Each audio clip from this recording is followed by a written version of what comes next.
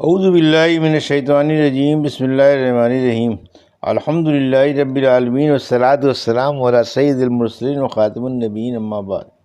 صحیح بخاری، باب کتاب اللباس، حدیث نمبر 5879، اردو ترجمہ۔ حضرت امام بخاری رحمۃ اللہ علیہ نے کہا کہ مجھ سے امام احمد بن حنبل نے اتنا اور روایت کیا، کہا مجھ سے محمد بن عبداللہ انصاری نے کہا کہ مجھ سے میرے والد نے کہا، مجھ سے محمد بن عبداللہ انصاری نے کہا کہ مجھ سے میرے والد نے، ان سے شمامہ بن عبداللہ نے، اور ان سے انس رضی اللہ عنہ نے بیان کیا کہ نبی کریم صلی اللہ علیہ وسلم کی انگوٹھی وفات تک آپ کے ہاتھ میں رہی، آپ کے بعد ابو بکر رضی اللہ عنہ کے ہاتھ میں، اور ابو بکر رضی اللہ عنہ کے بعد عمر رضی اللہ عنہ کے ہاتھ میں رہی۔ پھر جب عثمان رضی اللہ عنہ کی خلافت کا زمانہ آیا تو وہ عری کے کنویں پر ایک مرتبہ بیٹھے، بیان کیا کہ پھر انگوٹھی نکالی اور اسے الٹنے پلٹنے لگے کہ اتنے میں وہ کنویں میں گر گئی۔ انس رضی اللہ عنہ نے بیان کیا کہ پھر عثمان رضی اللہ عنہ کے ساتھ ہم 3 دن تک اسے ڈھونڈتے رہے اور کنویں کا سارا پانی بھی کھینچ ڈالا، لیکن وہ انگوٹھی نہیں ملی۔ حدیث نمبر 5880، اردو ترجمہ۔ عورتوں کے لیے سونے کی انگوٹھی پہننا جائز ہے، اور حضرت عائشہ رضی اللہ عنہ کے پاس سونے کی انگوٹھیاں تھیں۔ ہم سے ابو عاصم نبیل نے بیان کیا، انہوں نے کہا ہم کو ابن جریج نے خبر دی، انہوں نے کہا ہم کو حسن بن مسلم نے خبر دی، انہیں طاؤس نے، اور انہیں ابن عباس رضی اللہ عنہ نے کہ میں عید الفطر کی نماز میں رسول اللہ صلی اللہ علیہ وسلم کے ساتھ موجود تھا۔ آنس صلی اللہ علیہ وسلم نے خطبے سے پہلے نماز پڑھائی، اور ابن وہب نے جریج سے یہ لفظ بڑھائے کہ پھر آنس صلی اللہ علیہ وسلم عورتوں کے مجمع کی طرف گئے اور صدقے کی ترغیب دلائی تو عورتیں بلال کے کپڑے میں چھلے دار انگوٹھیاں ڈالنے لگیں۔ حدیث نمبر 5881، اردو ترجمہ۔ زیور کے ہار اور خوشبو یا مشک کے ہار عورتیں پہن سکتی ہیں۔ ہم سے محمد بن عرارہ نے بیان کیا، کہا ہم سے شعبہ نے بیان کیا، ان سے عدی بن ثابت نے، ان سے سعید بن جبیر نے، اور ان سے حضرت ابن عباس رضی اللہ عنہ نے بیان کیا کہ رسول اللہ صلی اللہ علیہ وسلم عید الفطر کے دن آبادی سے باہر گئے اور 2 رکعت نماز پڑھائی۔ آپ صلی اللہ علیہ وسلم نے اس سے پہلے اور اس کے بعد کوئی دوسری نفل نماز نہیں پڑھی۔ پھر آپ عورتوں کے مجمع کی طرف آئے اور انہیں صدقے کا حکم دیا، چنانچہ عورتیں اپنی بالیاں اور خوشبو اور مشک کے ہار صدقے میں دینے لگیں۔ حدیث نمبر 5882، اردو ترجمہ۔ ایک عورت کا کسی دوسری عورت سے ہار عاریتن لینا۔ ہم سے اسحاق بن ابراہیم نے بیان کیا، کہا ہم سے عبدہ بن سلیمان نے بیان کیا، کہا ہم سے حشام بن عروہ نے، ان سے ان کے والد نے، ان سے حضرت عائشہ رضی اللہ عنہ نے بیان کیا کہ حضرت اسماء رضی اللہ عنہ کا ہار جو ام المومنین نے عاریت پر لیا تھا گم ہو گیا، تو آنس صلی اللہ علیہ وسلم نے اسے تلاش کرنے کے لیے چند صحابہ اکرام کو بھیجا۔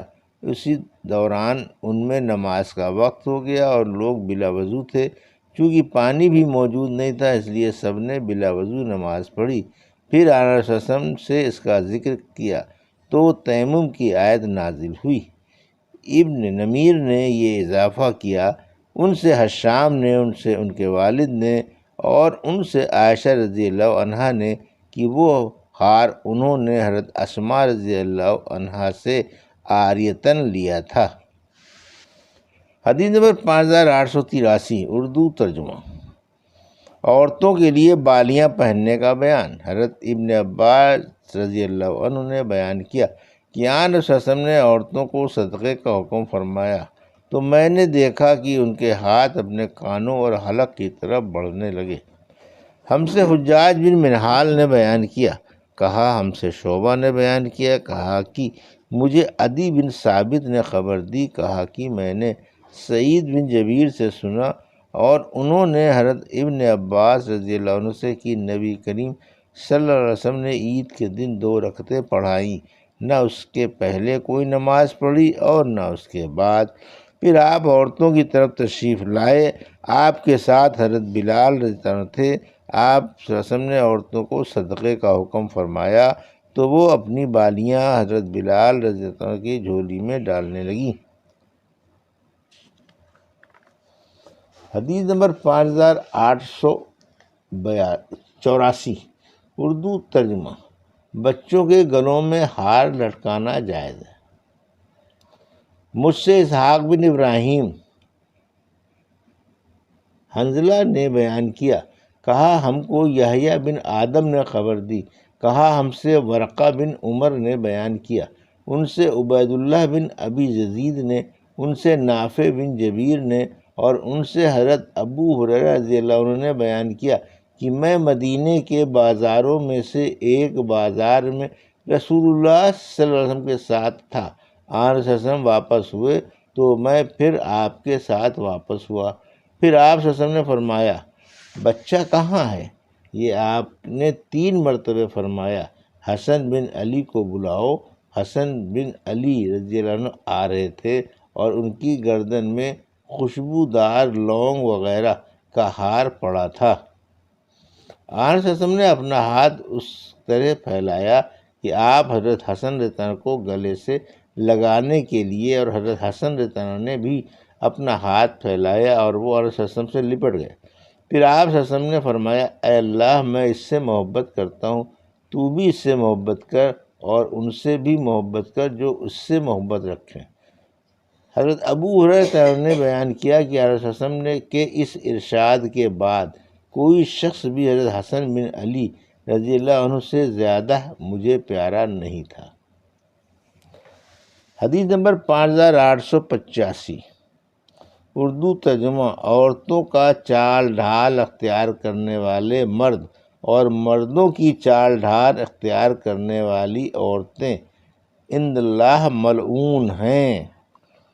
ہم سے محمد بن بشار نے بیان کیا، کہا ہم سے غنزر نے بیان کیا، ان سے شعبہ نے بیان کیا، ان سے قتادہ نے، ان سے اکرمہ نے، اور ان سے حضرت ابن عباس رضی اللہ عنہ نے بیان کیا کہ رسول کریم صلی اللہ علیہ وسلم نے ان مردوں پر لعنت بھیجی جو عورتوں جیسا چال چلن اختیار کریں، اور ان عورتوں پر لعنت بھیجی جو مردوں جیسا چال چلن اختیار کریں۔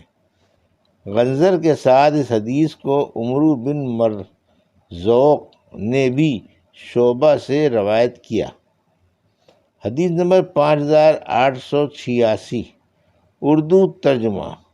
زنانوں اور ہجڑوں کو جو عورتوں کی چال ڈھال اختیار کرتے ہیں گھر سے نکال دینا۔